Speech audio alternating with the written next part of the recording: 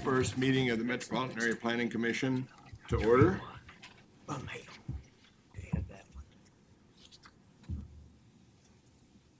go ahead and have our public announcement. Before we begin the agenda, the Wichita-Sedgwick County Metropolitan Area Planning Commission would like to take this opportunity to welcome everyone to this public hearing. Copies of the agenda for today's meeting, the public hearing procedure, and Planning Department staff reports on all agenda items are available on the counter in the lobby of this conference room. The Planning Commission's bylaws limit the applicant on a zoning or subdivision application and his or her representative to a total of 10 minutes of speaking time at the start of the hearing on that item, plus up to 2 minutes at the conclusion of that hearing. All other persons wishing to speak on agenda items are limited to 3 minutes per person. However, if they feel that it is needed and justified, the Commission may extend these times by a majority vote. All speakers are requested to state his or her name and address for the record when beginning to speak. When you are finished speaking, please write your name, address, and the case number on the sheet provided in the lobby. This will enable staff to notify you if there are any additional proceedings concerning that item. Please note that all written and visual materials you present to the Commission will be retained by the Secretary as part of the official record. If you are not speaking, but you wish to be notified about future proceedings on a particular case, please sign in on that same sheet. The Planning Commission is interested in hearing the views of all persons who wish to express themselves on the agenda items. However, we ask that all speakers please be as concise as possible and avoid long repetitions of facts or opinions which have already been stated. For your information, the Wichita City Council has adopted a policy for all city zoning items. A copy of this policy is available in the lobby. The City Council relies on a written record of the Planning Commission hearings and does not conduct their own additional public hearings on these items.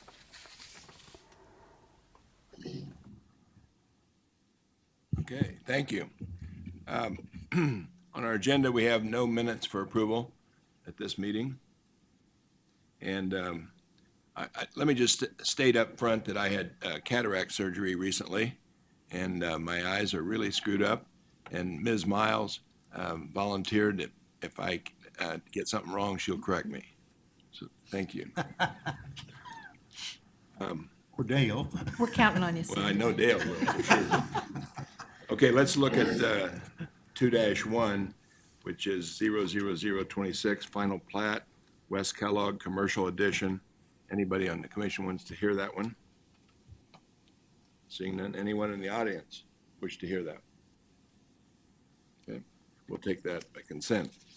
2-2, which is 00034, one-step final plat, Hank's First Edition.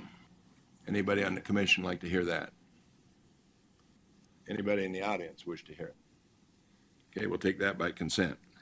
2-3 is 00036, one-step final plat, KW Florence Edition.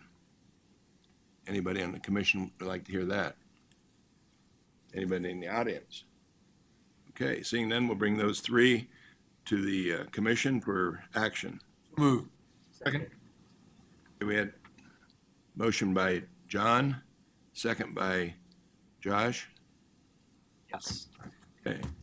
All in favor? Aye. Opposed? Okay. Our vacation items. Matt would like to make a comment before we start on 3-1.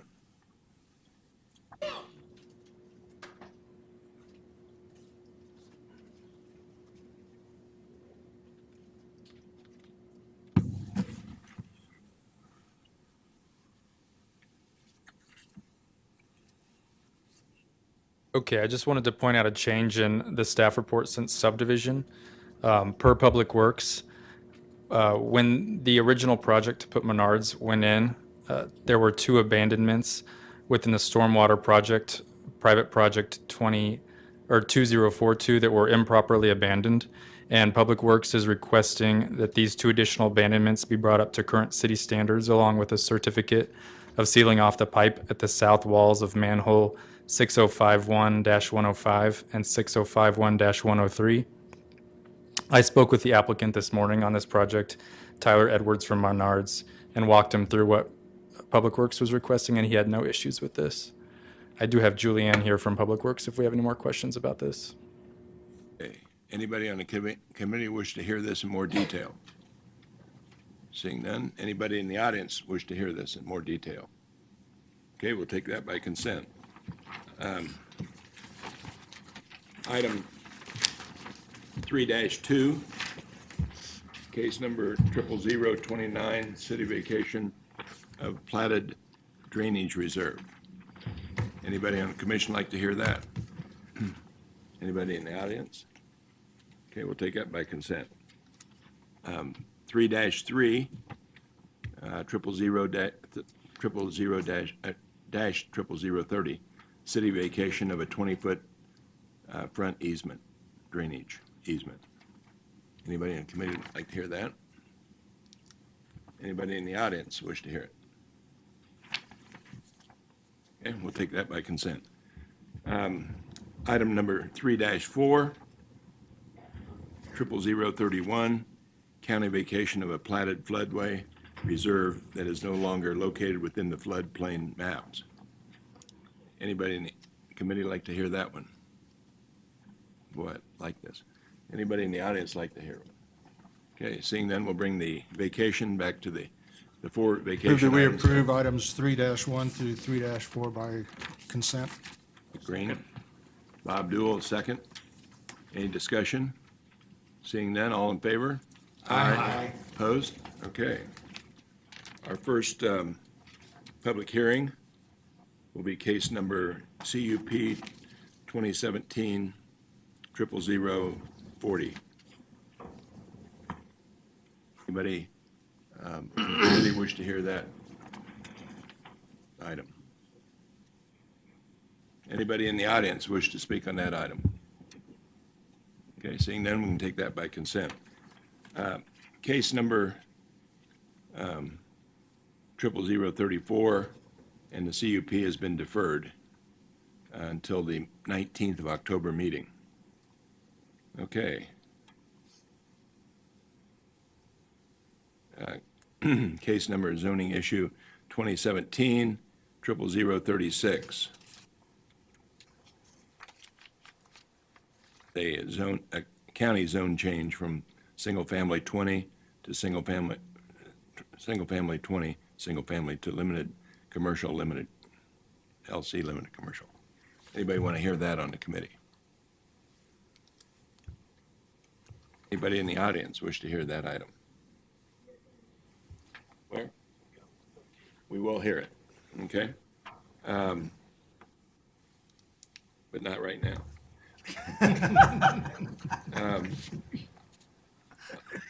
Item number 7, zoning case 2017-00037. It's a county zone change from single-family 20 to TF3, two-family residential. Anybody in the commission like to hear that one? Mr. Foster would, so we'll hear that. Okay, item number 8 is zone case 2017-00038, city zone change from limited industrial to central business district. That's on the east side of North Oak Street, approximately 200 feet north of West Douglas Avenue. Anybody in committee like to hear that one? Mr. Chairman, I'll be abstaining from item number 8. Okay. Anybody in the audience like to hear case number 8 on our agenda? Okay, we can take that by consent.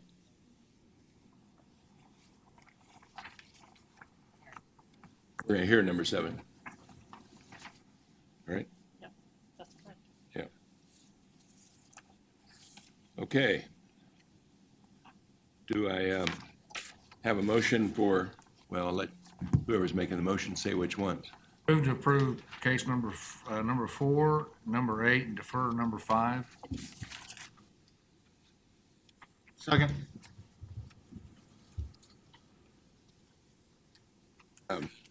We need to take them one at a time.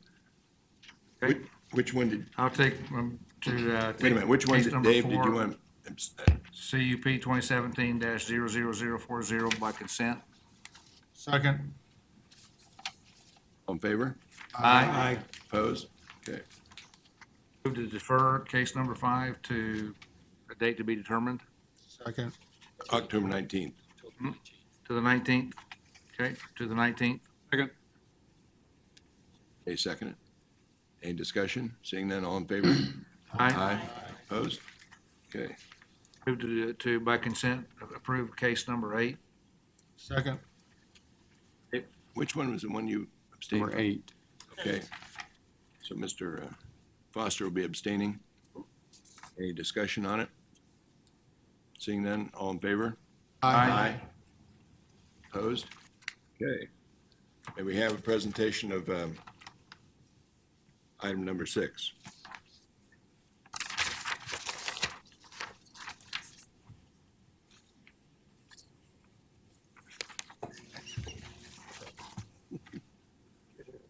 That's right.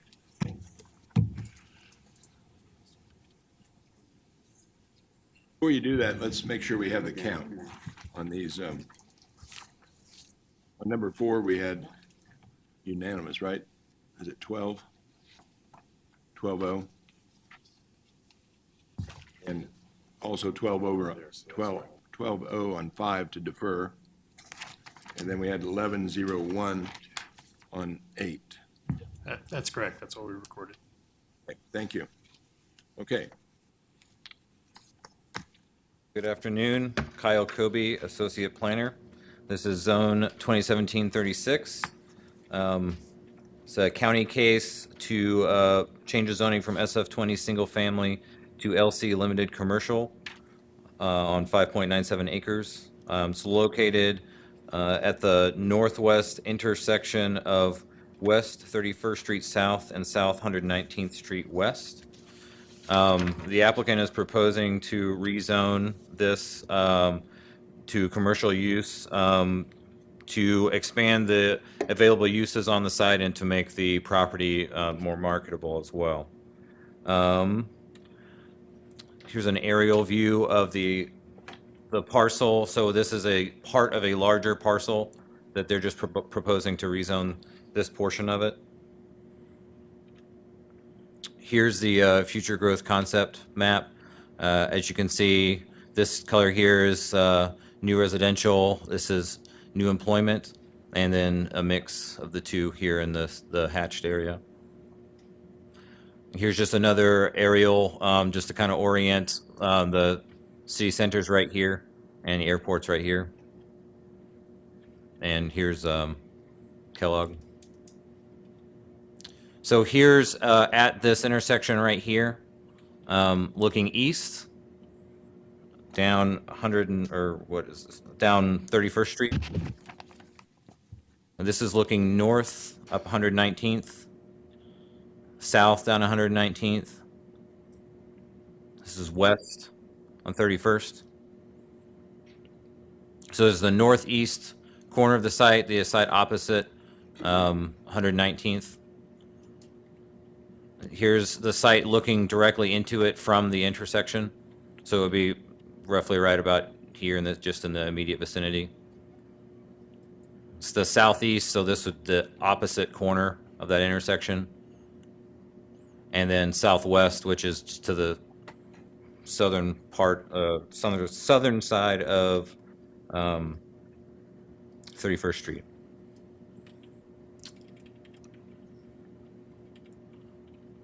Any questions? Questions of the presenter? Okay. We have the applicant. Petition.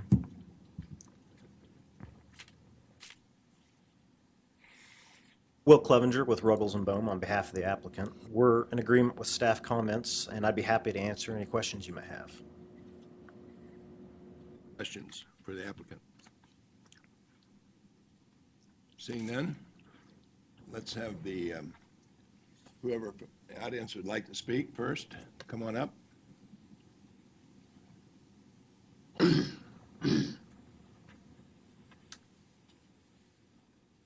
Good afternoon. My name is Tammy Sheridan, and I'm a resident at 12340 West 34th Court South, Wichita 67227. And I don't know if you can show the aerial view for me.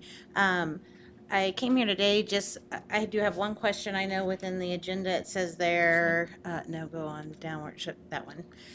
It said it could be a park, a church, something of that extent that could go in there if it was rezoned. But I've also talked to the county, and I know they said it could be anything, a convenience store, mall, or a garage of some type for auto repair. My concern is most of us that have moved into this area, we are in mid $300,000 to $400,000 houses on acre lots. And most of us realize that at some point this will be probably developed, but we also know that it's single family housing at this point. And our concern is having that commercial coming in. I realize it's also to make it more attractive.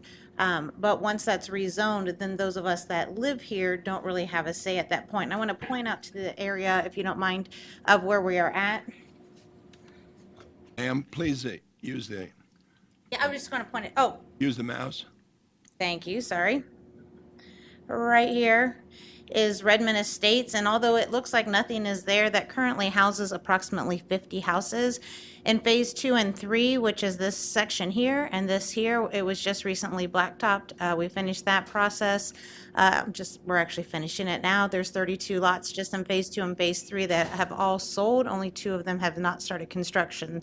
So this area here does have 50 homeowners in it, and then this also is a full development here. My house currently sits right here that faces this field on the south end and looks directly at the plat in question, and that's the same for all of these neighbors here. They're going to be looking directly there. Our biggest concern is that at some point that's going to become a parking lot with lots. I know there's rumors of the other side of the street that UPS has already bought that property. I can't confirm those. I'm going to work on that next, but our biggest concern is that's going to become a parking lot or another business. That's a 2-lane road that's already 60 miles an hour, and if you're going to add trucks and such to that, it's just for the record that we highly recommend that that is not rezoned to commercial and keep it as a single-family household plot. Any questions? David? Ms. Sheridan, I don't know if you noticed in the staff report, but it does state in condition number 1, the development plan when it's developed, it will include permitted uses. And it's at that point when some of the concerns you mentioned, which I'm glad you're bringing this up, because I had a question too for staff as to when should those permitted uses be discussed. Oftentimes, we will make those decisions at this point in time. And so I think that would put this on to the discretion of staff with no discussion from the Planning Commission to address the permitted uses. So I think you've raised a very good question. But I just wanted to point that out to you, that the permitted uses have not been settled for that parcel. Right, and actually that was my bigger concern, is that it hadn't been settled, and so if it was sold and it hadn't been settled, that the person buying it would then come in, and at that point, it's been sold and rezoned, and I did not know if at that point, if we have any say or any type of format that we can express those concerns after the fact. If it's been rezoned and then sold to a new person, are they able just to put what they may on that plot? So that was my concern and why we wanted to bring that up to the committee now before we even got to that point. I don't know if staff wants to address that now or wait till after rebuttal, and we can bring it back for discussion. The conditions of the protective overlay actually do require that there be a development plan, subsequent development plan approved not by staff but by the Planning Commission. So there will be another public hearing on this property before it's developed. Okay. Does that answer your question? Kind of, yeah. Thank you. Anybody else from the audience wish to speak on this subject?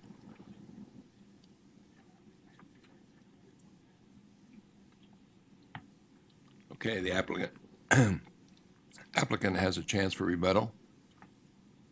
3 minutes, is that right? Or 2? 2 minutes. Will Clevenger with Ruggles and Bohm on behalf of the applicant.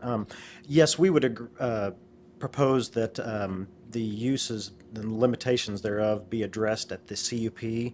And then, of course, also plating will also be a requirement down the road once it's known what's desired for this property. Any questions? Oh, Just a comment here, mainly pointed at Ms. Sheridan, is that one of the experiences we have here is that in some ways it's better to have this zone before you get a lot of residential uses. We've had a lot of cases where people built homes and didn't realize they were building next to commercial uses. This is going to be way out front, and the surrounding property is owned by the same person. So it will be, if there's a detriment to this, it really will be to the property owner as opposed to perhaps other people. So in some ways, I think getting out in front of this is better than later because it doesn't surprise single-family homeowners. Sometimes they didn't realize what was going to happen in those situations. So, could you outline the subject property, please? Just in that. No, I would like to see it on the overhead there with the houses. Aerial? With the aerial, yes. This one right here. Right. The north would be up here in this area, so the property would be in a box shape right here. No. On the south side of the road? On the north side of the road. Northwest corner. North would be up at this direction of the map. Oh, So it'd be okay. running south. This would be east and west, and we're here on the northwest corner of the intersection. Okay. Yeah, Mike, please. I think it would be helpful if we could have north arrows on these maps when they're presented to us, not only in the packets, but also on the overhead. The staff, please see if they can accommodate that in the Because future. I had a hard time Yeah. with that also, Joe, trying to orient myself on that. Any other questions for the applicant? If not, I'll bring the discussion back to the commission. Move we approve. Second? Motion by Mike Green, second by, who seconded it? Warren. Chuck Warren, okay. Thank you. I thought it was your voice. Get those glasses out there. I can see that. I just want to make sure it was you that said it. Any discussion? We have a motion and a second. All in favor? Aye. Any opposed? Okay. Passes 12-0. Okay, item number 7.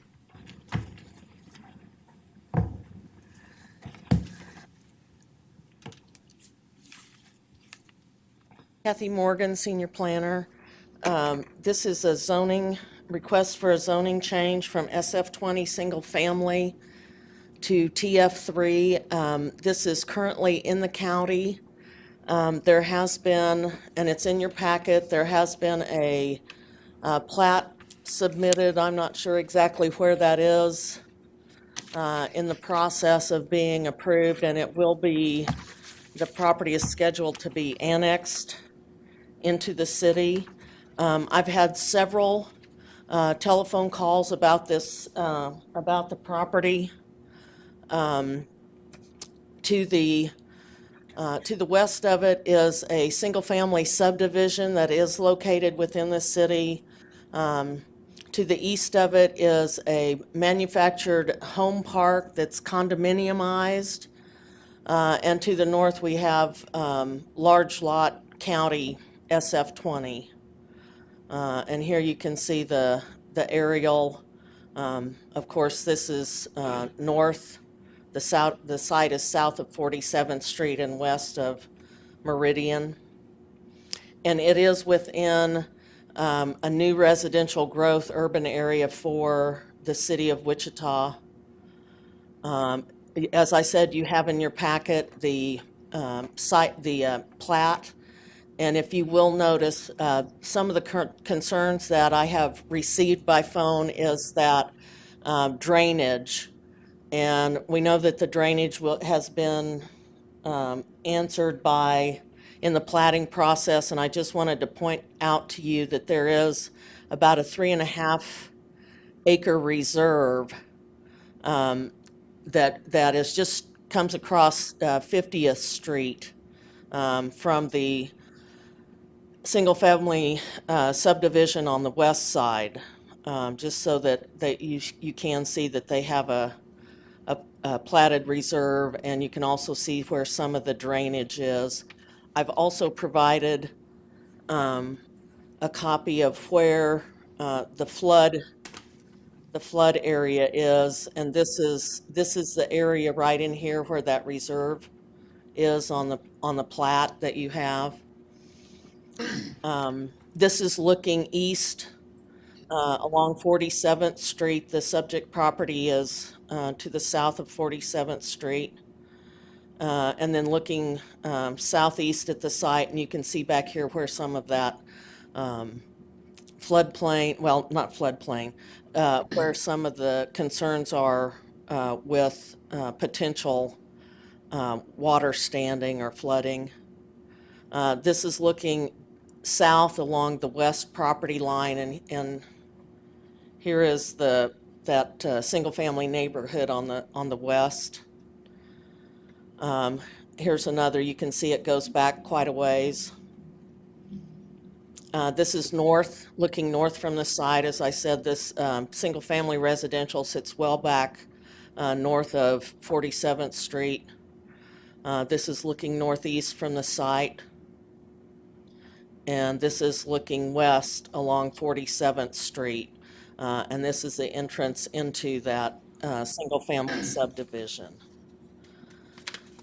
Staff recommends that this is an appropriate use zoning request for this property as it does, and I'm going to go back to the zoning map.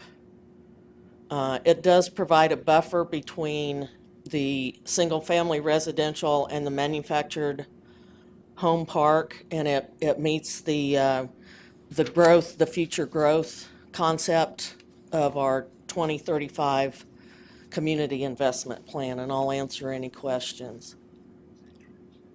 Questions for staff. Lowell? Kathy, we have, correct me if I'm wrong here, we have approved the preliminary plat, but not a final plat. Is that, am I correct? That's my understanding, yes. It's the Fox Run edition, and the agent is here and can answer where that is in the platting process. Because part of this question, I think, revolves around traffic and those kinds of things. So the plat has not been finalized as of now, as I recall, and they were going to finalize pieces of it as it was ready to be developed. So, yeah, we'll talk to the agent, but I just want to clarify that, make sure that everybody understood it was the plat had not been finalized yet. Right. Any questions for the staff? Mr. McKay? Isn't there another subdivision called Fox Run out northwest? Is that Fox Point, Fox Ridge? I thought it was Foxes. Bunch of wild foxes out there. Any other questions? Mr. Blick? So based off the map, what I'm looking at is 50th Street is going to be a connecting in between the two additions? This 50th Street, and that's what's showing on the plat. Let me go to the aerial. This is 50th Street right here. Right now, it dead ends. It dead ends into that property, but it does indicate that there's a, let's go to the plat. Right here is where 50th Street is. This is your, this is the single-family subdivision. This is a 20-foot wide drainage easement, and here is 50th Street, and it's showing that it goes into the new TF3 zoned area, and it doesn't go on through over to the manufactured housing. I was studying, I apologize. Did you say earlier something about a buffer, a natural buffer that was on each side, the east and the west? No, I think what I was mentioning was the fact that two-family residential would provide a buffer between the single-family residential existing and the manufactured home existing. There is some, and I don't know what's going to be able to be left there, but there is some natural vegetation out there that follows the drainage on the site. I was just clarifying with 50th and if there was a buffer or not. Right. That's okay. Other questions for staff? Seeing none, applicant?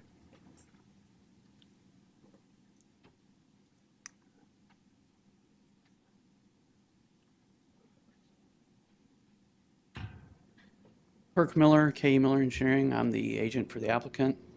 The applicant is here if you have questions or the owner is here if you have questions for him. Well, we're asking for duplex zoning. We realize that this whole thing won't be duplex. I mean, there's not that much of a demand for something of this size to be totally duplex. And our intent is not to have it all duplex either, but we want to have the option.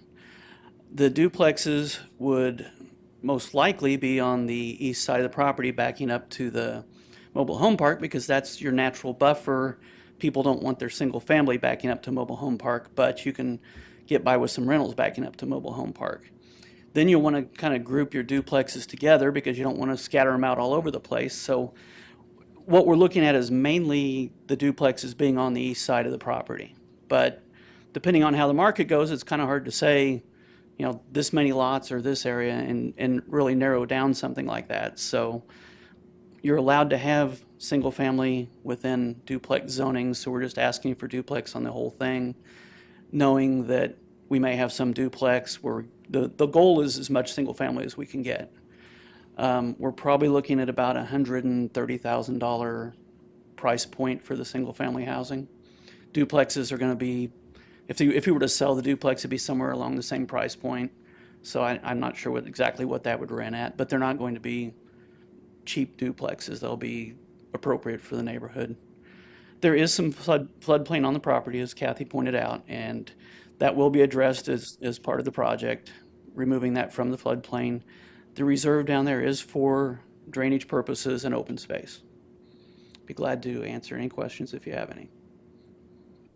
Questions for the applicant? Seeing none, Mr. Warren.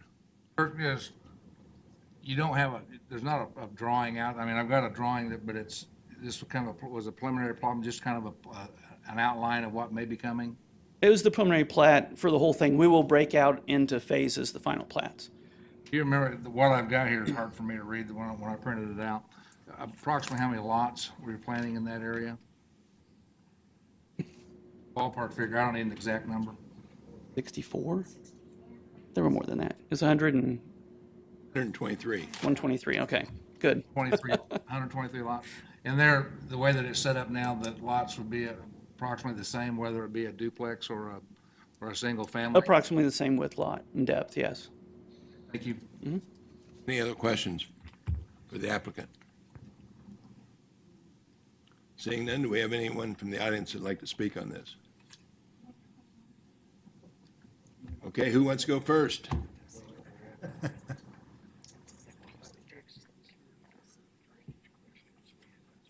My name is Christine Pruitt, and I own a property at 5202 South Mount Carmel. I don't live in that property. I bought that property for my daughter and my grandchildren. My 6-year-old granddaughter is autistic. Adding multiple rentals into an adjoining property creates a massive safety issue for her to be able to continue to play outside. We bought that property knowing it was safe and secure from a massive amount of rentals. There is currently, within a mile of this property, duplexes. Those duplexes have reduced the property value in Angel Fire Edition. Those properties do not sell, and when they sell for much less than the county value. That will happen to our properties. Our properties right now are selling for about the county value or above. People don't want to live near duplexes. They recently just built a huge duplex addition at 55th and Seneca. We've watched those houses go up. We watch what's happening in that neighborhood. We watch the traffic. We know what's going to happen. This is 38 acres of property that you're going to give the right to them to put duplexes in every one of those plats. That's not right, and that's not fair to us as property owners, that our standard of living is going to go down because somebody wants to put in rental properties next door to us. That street right now dead ends, but it is created to adjoin the property next to us. Right now, we have a tree line that separates us from that mobile home addition. I call it an addition because when I think of a mobile home park, I think of the ones that are next door to each other so that there's like 3 of them that fit into a standard city lot. These mobile homes sit on acre lots. These people live there long term. It's not a transient neighborhood. You're trying to turn us into a transient neighborhood, and me and my neighbors don't want it. We want to continue our established, safe neighborhood. Right now, there is one entrance to that addition, and there is one exit. So by the time they get to my property, they damn well better have a reason to be there. We end up calling the police when we have cars down there that we don't know who they are because they don't have any business down there. If they don't have a business down there, we want them out. And with single family properties over there, we're not going to have that kind of transient neighborhood. We're not going to have to worry about additional crime in our neighborhood because those people are buying properties to live there long term. I'm done. Nope, I'm done.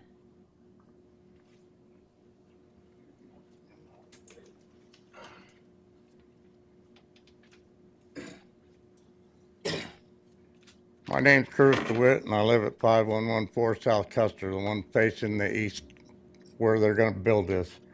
I have to agree with what she says. We know pretty much whoever comes in our neighborhood, and if you're hooking up with duplexes, and if you give them the right to build one duplex, it's not going to stop them from building every duplex in every lot. It's going to lower our property value, and I just can't see it. You know, they're buying up, she said 55th, they're down the street.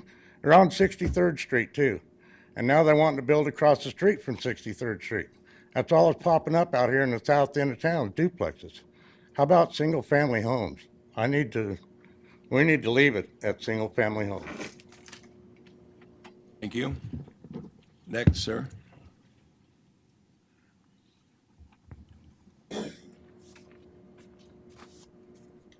My name is Randy Lubers. I live at 5126 South Custard, which is look down towards the south end of the plot there. The visual that you had showing the drainage ditch south from 47th Street is virtually kind of just a little bit of a ditch. You get down by my house, I have a walkout or a view out basement. I can stand on my deck coming out of the house, and that property is level with my deck. So there's a 5-foot bank going up onto the property that they're wanting to develop, but there is only about 1.5 foot grade going up to the back of my house. Just last year, FEMA put us in a flood zone. We had to get flood insurance. My big issue is if you're going to develop the area, whatever you decide to put in there, that drainage ditch needs to be addressed. Otherwise, you're going to flood me out. Curtis is in the same boat. He lives 3 houses down from me. Everybody towards the south end of that, where that ditch goes deep, is going to be in trouble. And that would be from 50th Street south is where it goes deep. And that's my big concern. Thank you, sir. I do have pictures, but I didn't read the letter enough. I would have got them to you, but I do have them on my phone after the meeting if somebody would like to see them. I've got water that shows about 1.5 to 2 foot coming in my back window from a year and a half ago when it rained real hard. So my concern is that. Thank you.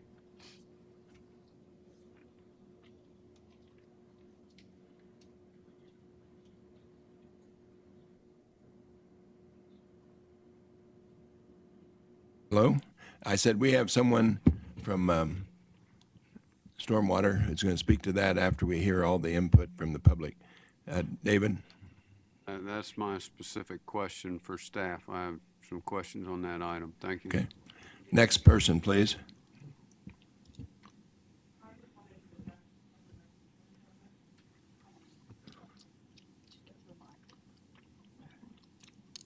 Have a mouse. State your name and address, please. Karen Kurtz, 6214 West Driftwood, Wichita. Thank you. Oh, right here, okay. Okay, currently we're not planning on having multiple duplexes. It's mainly going to be in this area and possibly a couple other ones, but mainly it's going to be all single-family homes. Right here, if the concern is this road coming through and the traffic, we can actually cut that off. If you want to just block it off, we can do that. Okay with that. Wait. Are you the applicant? We're the owners, yeah. Yeah. That's mine. I guess we can give you time that wasn't used. I think I'd rather have you wait until rebuttal. Okay, that's fine. Thank you. Anybody else who wants to speak?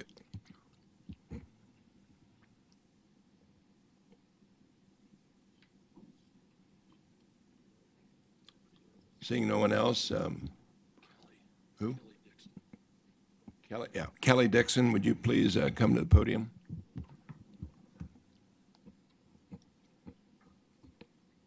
Good afternoon, Kelly Dixon, Metropolitan Area Building and Construction. You have questions? David? I think this is kind of and I appreciate the gentleman here bringing up the flooding issue, and I can certainly appreciate your pictures. Basic question I have relative to that is this a failing of the original drainage procedure relative to that plat? And what would be the process to make corrections to that? Because I'm sure there were requirements in place, but how do we get this corrected? 23. Well, let me say, first off, my specific duties towards this are involving just the floodplain. I did talk with Joe Hickle, the city of Wichita, who has looked at the drainage plan submitted by the engineer for the plat, and it has been approved. The detention pond that they have set up is designed to handle any and all of the flows additional to the plat itself. I mean, that is a requirement of the law, is that they take all that water and put it into that pond. So there shouldn't be any additional drainage problems off-site based on that plan. David? If you'll shift your thinking to the west, we're talking about the plant to the west. Obviously, the drainage is defective, and with this other plant coming online, it makes every bit of sense to, since they're adjacent, to make sure that both are working. So I just want to understand the procedure to step back now that the floodplain has changed. What is it going to take to get the drainage portion of these plants corrected so people have an understanding of what's going on. Okay. Well, I'm looking at the drainage plan now. That the drainage plan shows the existing drainage for the entire 3/4 of the north 3/4 of the property all drains to the southeast towards the pond. Only the southern quarter maybe drains south to the drainage area off-site to the south. So it's already draining away from that subdivision to the west. Wait, sir, please. Okay. And I think Kurt can, that the applicant's engineer can possibly explain how they've come up with the drainage plan in and of itself. No. Mr. Richardson. I think the question here is what happened to the existing plat? The people who live on Custer on the east side of the existing plat say they're getting water in their homes. And we have a drainage plan in place that, was it properly designed to solve that? And should we be trying to address that as a part of this plat? Yeah, I can't speak to that. I don't know.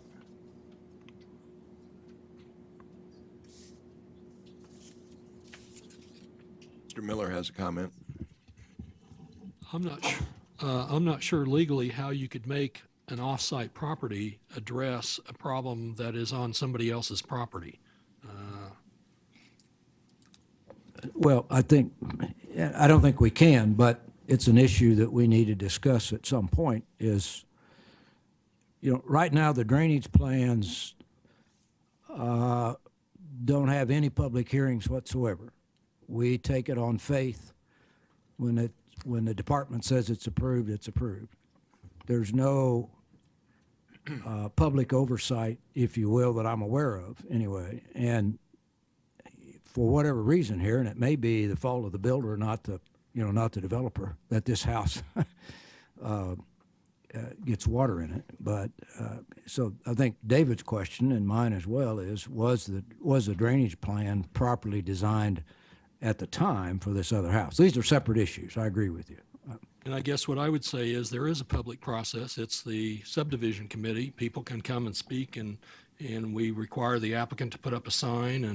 And so to that extent, there is an opportunity for people to speak, not only here, but when it goes to the governing body for ultimate, for whatever that's worth. Yeah. Ms. Miller. Dale, I guess that brings up the question. Now, we're saying that the drainage plan for this property has been approved, but was it approved based on the assumption that the adjacent drainage plan was correct? And, how do we? I can't answer that. Possibly the applicant's agent can explain that, but the principle that is being used is that there not be any additional runoff from this property after it's developed than there is today. Mr. Warren. Got, I guess, a couple questions. Number one, I don't remember having this much discussion on drainage on a zone. So are we getting off base in terms of zoning? I think that these are questions that come at a later date. So that would be number one. Number two, within the purview of looking at this as a zone change, can we put conditions upon a zone change, or is this a straight up or down, yes or no on that? That's a staff question. Can we put conditions we can approve? Can we approve a zone change with conditions? For instance? For instance, if I wanted to limit the areas that duplex zoning could go in effect, it would in effect create a separate plat, but we're not at the plat stage. So could I put a restriction that duplex lots would only be allowed on the east half of the proposed site that we're looking at? That's exactly what I was thinking. I got another for instance. Just a second. I guess the first question is, do we have that authority to put a condition on those, or do we need to send them back for with a new application? I think we'd have to send it back for a new submission. I believe, now let the lawyers correct me if they think it's wrong, but if you are allowed to put reasonable restrictions on the zone change through a protective overlay. They did not apply for a protective overlay, but if you think that's appropriate in order to make the zoning work, then if you decide to approve it as a condition of approval, you can require them to abide by a protective overlay that you added. That answers my question. Thank you. I would concur with what Dale said there. What'd you say? I'm sorry. I just said I'd concur with what Dale said. Along those same lines for Dale and for council, one of the real issues here is the connection between these two. A connection between these two, frankly, is valuable for fire protection because there is only one way in and one way out. Could we specify that the connection stays, but it is a connection for fire purposes only? I know other places around town we have bollards in the middle of the street that only fire can remove. One of the problems with that, we also discovered that police department don't have a key to it.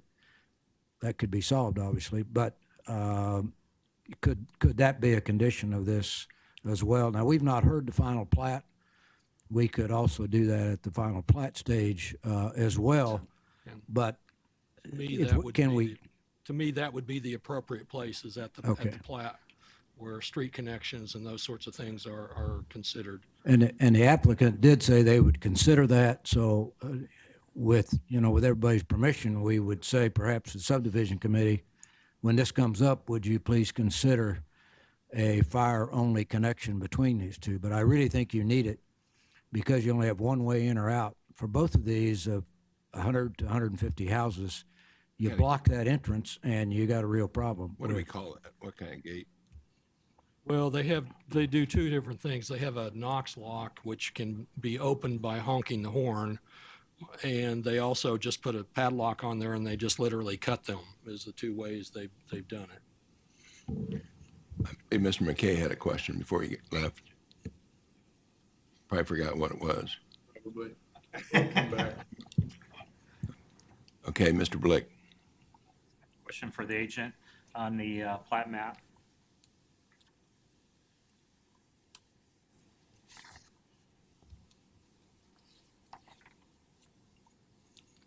Question I have is on the plat map you show on 50th Street is a connecting street that's proposed. Yes. You also have on 51st Street that there is a, on that plat map also, that it goes to the west also. That is on the adjacent property. So it looks like they're trying to solve some of these situations for future growth by having these streets in there. So that's what it's looking towards. To me is 51st Street. To the west, you have an opening down there also. Towards the south, all the way down on the end. That's the adjacent property. We're the one on the correct right side of the picture. Correct, yes. Yeah, so what Right there. I was just seeing is it looks like it was made that way to go and for future growth possibly. And that's the reason why the streets were open the way they were open is for future growth I'm sure that adjacent subdivision was built that way, yes. that way. So that, Right, that's why I was trying to see if that was possible. And then the question I had on the plat was also, is it says Reserve A, it says 3.3 acres. Yes. That's set for anything for flooding or a retention pond or a park or anything? Have they? That's what it's for, is for Okay, detention, I just yes. wanted to clarify, because when we're talking about flooding and it goes towards the southeast, then that would be. Correct. Right, yeah, all this property drains, well, like Kelly was saying, the majority of it drains to that pond area, and then the rest of it drains straight south, and we're not draining anything to the west into that existing ditch. Okay, that's just a couple of questions. I was just observing when I seen the outlets on that new subdivision, there's just no outlets to the east that's gonna go into that, that mobile home park. Right, we're not trying to tie into that. It doesn't even work well to do that with the number of units that are there and that type of thing. Definitely. McKay thought of it. I'm very familiar with this area, and so that's why I was just wondering. Sorry, I was in the middle of this discussion about what we could and couldn't do as far as zoning is concerned. Is it not possible, I'm having a little problem with 38 acres of zoned duplexes with no saying this is going to be there or this is going to be there. Mr. Warren had asked the question, That's the reason could we do an overlay to limit?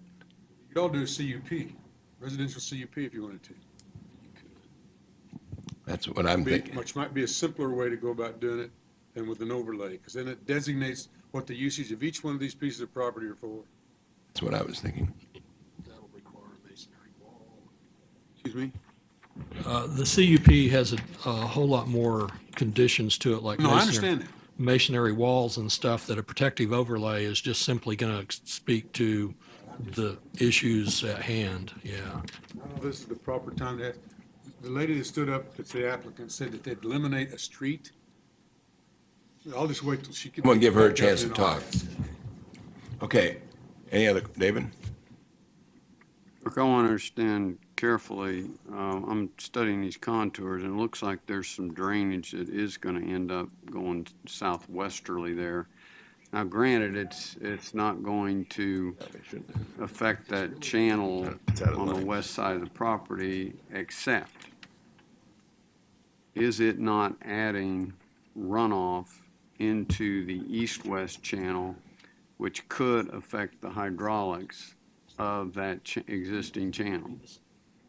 It already goes into that east-west channel, and we're picking up more than what goes in there right now and taking it up to the pond. So we're reducing the amount that's going to the south and making the pond bigger to accommodate the entire development, which will then basically reduce the amount that's going in at the very south side. They come together further downstream, and the majority of that water will be going out the east side and connecting further downstream. So if anything, it should help the situation of this east-west channel or the north-south channel that's there right now, and the east-west channel after the two channels come together. I'd be curious on that drainage plan, which I believe I heard had been approved. Can you expand the study area enough to understand the impact on the channel along the west side that the neighbors are concerned about? If you were to expand your study a little bit further, would you understand how you're affecting that area that got brought into the floodplain? Just because you're really onto Sure, something we here, can- if you're able to reduce it. We'll get with Joe Hickel on that, and Okay, I think that's great. yeah, Thank we you. can do that. That's fine. Okay, any other questions? Now we're ready for the rebuttal. And would you also leave some time for the owner of your 3 minutes? Well, they're part of the rebuttal? Yes. Okay. You come on up, we can talk about this. Because we're, like I said, we're fine with staff comments, so I think if we can go ahead and have whatever discussions you want to have on it. Well, does she not want to talk? Okay. Probably too much.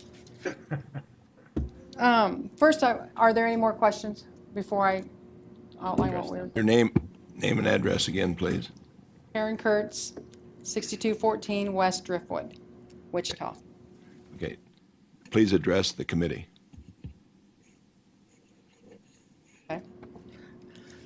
Okay, really what the plan is that we aren't planning right now about putting any duplexes along this row anyway. All these are, the plan is to have all single-family houses in here and in here. The areas that we were considering putting duplexes were mainly in this area and possibly this area, right? And then, yeah, up in here. So none of, these were all gonna be on this side, on the east side. So that might answer some of your questions right there. And they're not cheap duplexes. We aren't the same owners that maybe you've dealt with before. Let's not have a discussion back and Sorry. forth. Please address the committee. Sorry. And they can hear what you say. My first time on this, so. I know, just talk to us. Okay. So, anyway, that's the current plan, and then, like I said, we have the, a lake that's gonna be going in here to most likely make things a lot better for the area. So, Okay, we're going to have some questions for you, but anything else you want to add, Agent, before we go to questions? no? something. So we're done? Okay, questions? Rob? Do you understand what a protective overlay is? If, where you would designate a portion of your property that would be just designated for duplex units? Kind of just say which ones we're gonna put as duplex. Are you? You'd have to come up with a description of it. You're thinking of, instead of describing it per lot, since this is still a preliminary plat, it would be more of a strip, so many feet wide or whatever that would be. Right. This part? Basim Kirshadi, on behalf of Superior Realty. What was the question? I was asking her if she understood what a protective overlay, because the question came up, would you be agreeable to a protective overlay that would limit a certain portion of that property just to duplex units? Right here. Okay. Yeah, well, basically, for the mobile home on to the east side, right over here, that's what we were thinking do the duplexes. The majority of the lots, most likely probably over 80% will be a single families. Thank you. I know, the rental property could be duplexes or single family too. So, so by having a duplexes just to the east side, it doesn't mean that we're not gonna rent, to start with, I mean, this is gonna be just for sale only, but someone could buy it and, rent it out too, just like in the other neighborhood, they do have rental property, single parents could buy their kids' houses, instead of rent. So it will be the same thing. We're in the favor of blocking this street right over here if they were worried about the traffic. If we're worried about the fire truck now have the same axis as a single axis right now. So it doesn't make any difference if we have another property maybe. That we're in favor, but again, we're not the decision makers. The road will have to be there. The road will be there. Okay. But they may be able to put bollards or something to block it. Of course, yeah. except for emergency Yeah, access, so that and will that's fine. eliminate the traffic to the west neighborhood. The property values will be, the base price for the single family will be over $130,000. The duplexes, if we build any, which is we have some currently, they're over $200,000. They're east side, 3-bedroom, 2 bathrooms, 3-bedroom, 3 bathrooms, 1-car garage. They will fit on the same size lot, but they're fancy duplexes. They rent for $1,300 a piece. So not anybody can just afford that much. Yeah, it's going to have a little bit of traffic, but it will have as much traffic as a single family too. Sir, could you state your name and address for the record? Basim Krishadi, 1109 South Rock Road, Wichita, Kansas, 67207. Thank you. Any other questions? My question is, you've offered to close that road, and I don't know how you could possibly do it, because then you wouldn't meet any kind of requirements for length and flood control or fire department or anything else. I'm so sorry. So you can't eliminate that street, in my opinion.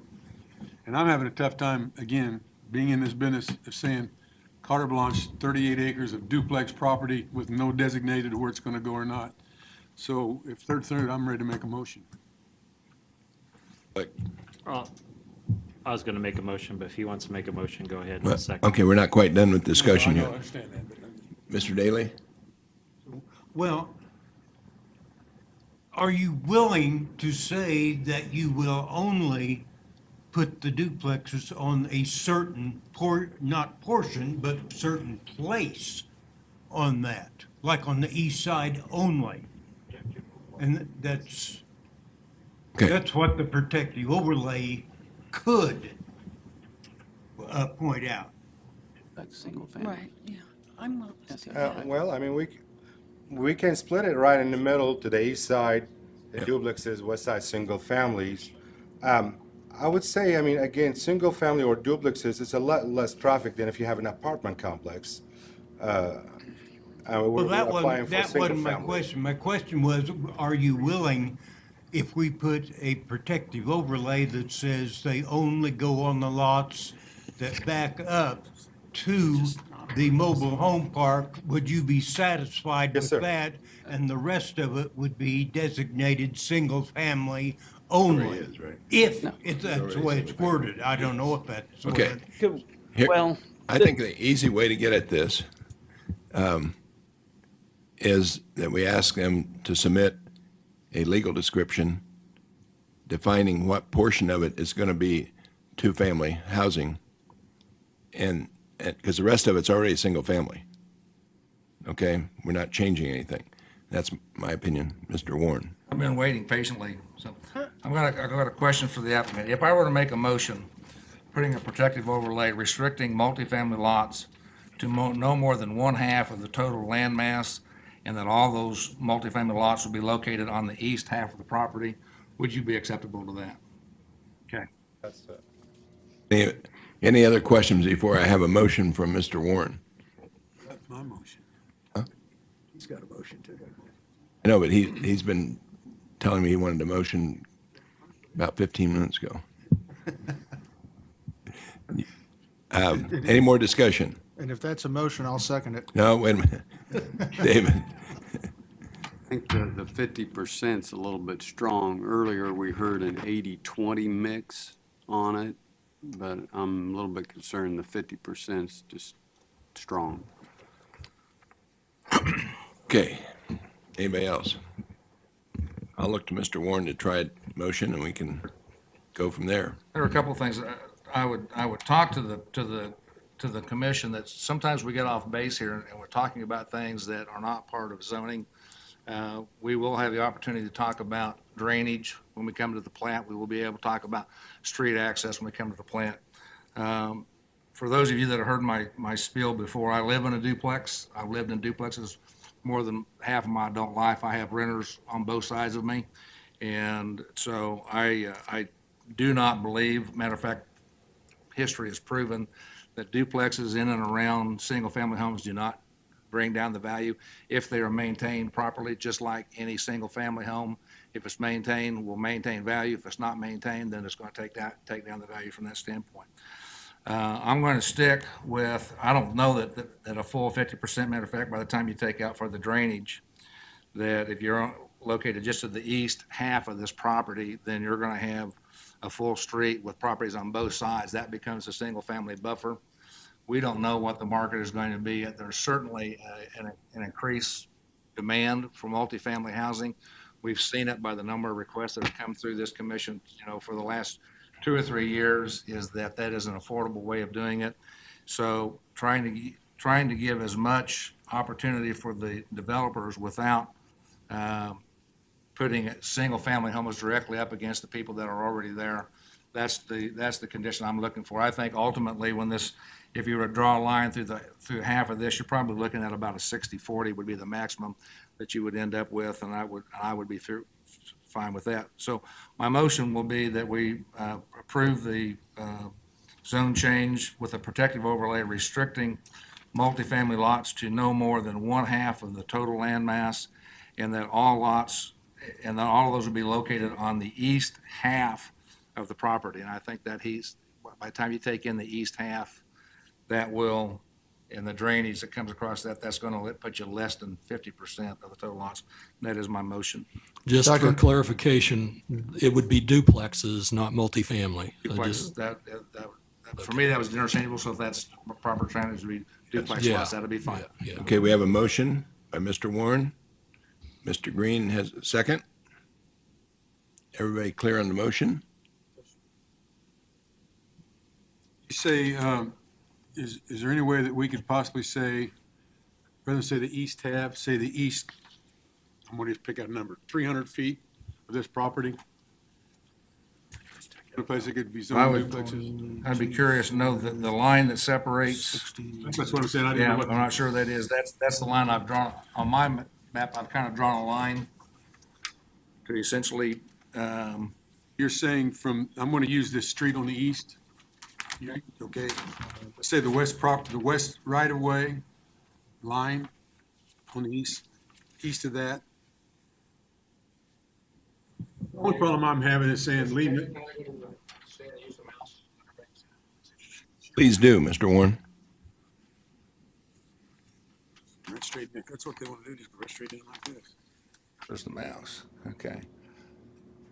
I would be looking at anything east of this point, coming along here through this line right here, down across here. Is that the street? Whoops. Okay, how do I go back here? The other way, roll the other way. There you go. I don't think so. Okay. It's the back side of the lot. Yeah, it's the back side of the lot. Okay. I would say that no mobile homes west from this point down. These would be single family. These could be multifamily. These could be duplexes. Through this line here, through this line here, down through here. That anything in this area could be multifamily. Anything in this area would be single family. I think you mean duplex. Half. It's not a final plat yet. It's not a final plat. Things can tweak a little bit. I think you mean duplex, not, Mr. Warren, you mean duplex, not multifamily. Okay. Do you agree with that, Mr. Green? A discussion on the motion? Looking at this map, you're talking about St. Paul Avenue and St. Paul Place? I have a hard time reading. Yes, Yeah. that's what it is. Okay, so Both sides of it. so Nothing on Chase. I understand that, but you're saying then all those lots to the east, or if I'm holding the map like this to the top of the map, are okay, and how about in the middle between the Circle Drive deal, those duplexes too? Or just from that street east? From that center line, so lots 2, 3, 4, 5, and 6 of E could be multifamily. Lots 35 through 46 of Lot A could be multifamily. Duplex, excuse me. Lots 1 through 24 of Block A. And lots 2 through 12 of Block C.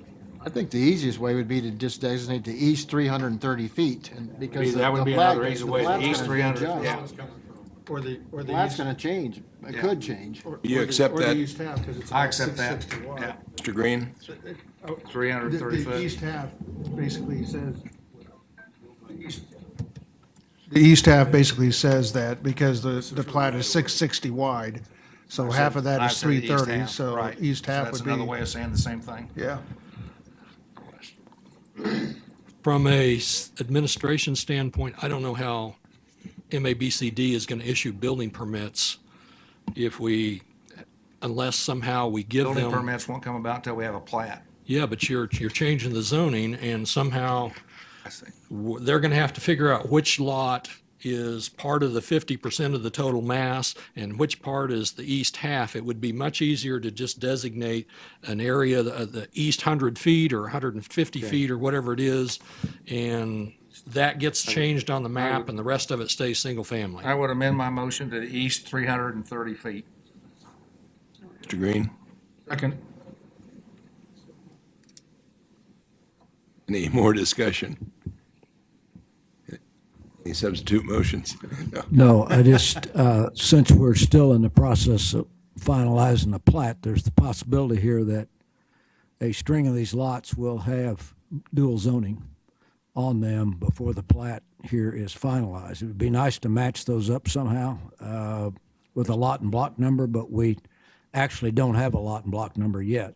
So I don't know. I mean, I guess the best we can do, frankly, is align with a measurement on it at this point. That's what we got. And if you have 10 feet on the back of your single family that's duplex or vice versa, Better. I don't think that would matter with regards to a building permit, would it? That's a question I have. Is that right? It goes by the majority zoning of the, That's correct. The structure, if it's going to be a duplex, is going to have to be built on the portion of a lot that is zoned TF3. okay. Otherwise, if it's a single-family structure, it can be built in either zoning. Okay, so if we're off by 10 feet, it's not going to mess this up. To be Okay, clear, great. Thank you. they don't have to build duplexes here. They can build a single family here. Okay. All right. I think we're, One other question. one other question, Mr. My McKay. motion was going to be that we defer this until the applicant comes back saying, these are the lots that we want to be duplexes. Because if you use 300 feet, and I know I said that to start with, you're in the center row lots, part of those lots are going to be zoned duplex That's what he said. and single family. So my motion was going to be to defer, put the responsibility on the developer to come back with a designated number of lots and where they're going to be. And that only works if we have a final plat on the entire piece. The original plan was a preliminary plat, which has been approved, and to final it in pieces as opposed to all at once. Could we final it all at once and solve this problem, Kirk? Final plat all at once.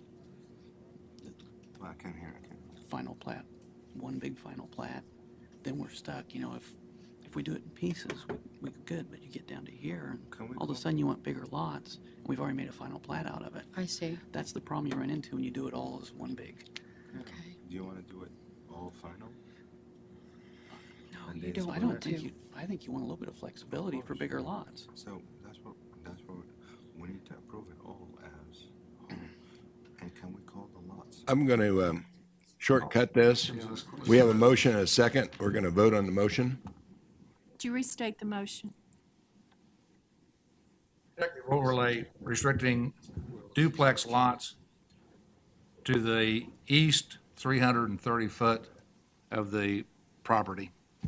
It really should be a zone change. We're Zone going to change. drop the protective overlay. It's just only the portion that's being rezoned is the east 330 feet. That's my motion. Okay. Mr. Green, you agree with that? I agree. Okay.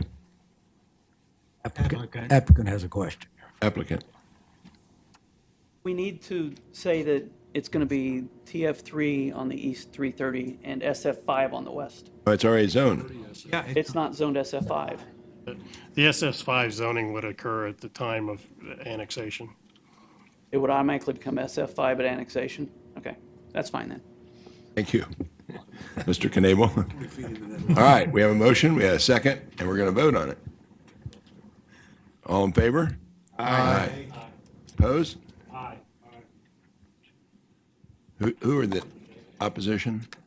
Okay, Mr. McKay and Mr. Blick. So it's 10-0. All right. That ends the portion of our public hearings. We now have a non-public hearing item, case number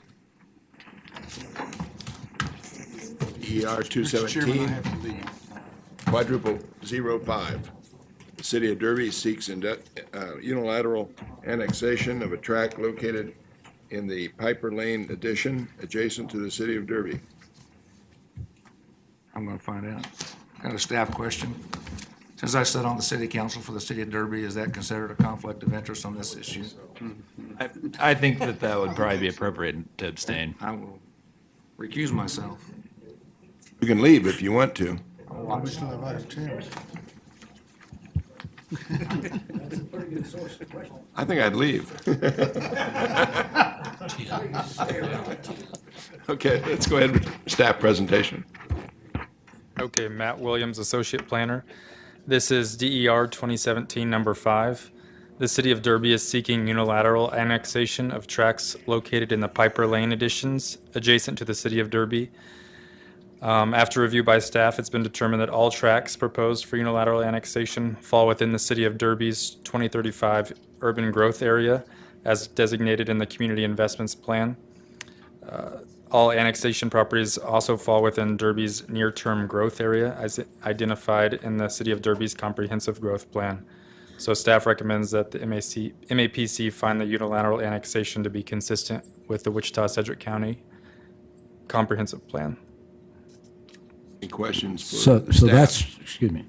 So that's what you're asking, which was not clear in our agenda, was to say that it is in compliance with the comprehensive plan. Correct. To find that it is. There's a lot of detail in here, but that's really not for us. Right. To find that this Taxation, water annexation is lines, consistent yeah, with the comprehensive taxation, plan. water lines, all that is not what we're talking about. We're talking about, is this in line with the comprehensive plan. Correct. That's all we're asking for. The Okay. only thing that's at question is whether you believe the annexation is consistent with the adopted plan. Okay. And I might comment, in the past, 5 years ago or so, we did not provide the service extension plan to the Planning Commission that had all of that detail. Planning Commission asked that we provide that detail, so that's why you have it. Yeah, I appreciate the detail. I just didn't know what level we were supposed to approve it. Any other questions for I've got a staff? question, well, for staff. Wasn't this what was considered in the last meeting? Is this the same two pieces of property that was considered by the county commission? It is the same two pieces of property. The county commission's review is a review of the actual service plan, and really reviewing those details that we were just talking about, the sufficiency of the plan itself in line with a different statute than what the planning commission's looking at today. Okay, I wondered why it was the So same. same and they property, already different passed review. it. So, okay. Okay, we have any other questions? Anybody want Mr. Warren to come forward to ask him some questions? Okay, seeing none. Oh, Mr. Foster. Let's make a quick comment. I think the city of Derby has done a very good job here of providing what's required by the statute in terms of a plan for this. So I would commend them on that effort. I would like to too, because when I was on Valley Centers, they had a miserable plan put out there, just a sheet and a half or something like that. And it was commented by the county commission that that wasn't a very good. It was legal at that time, but it wasn't good. This is a very good Would that be appropriate? presentation. Would it be appropriate to put that in the motion? In the motion, Mr. Green. I'll move that we take the recommended action as printed on the sheet. Do you want to comment about how good it is? And it's been a wonderful plan. Second. We have a second here by Mr. Richardson. Any more discussion on the motion? Seeing none, all in favor? Aye. Opposed? Okay. Let's talk about this planning conference for a minute, could you? 10-0. Oh, 10-0-1. Sorry.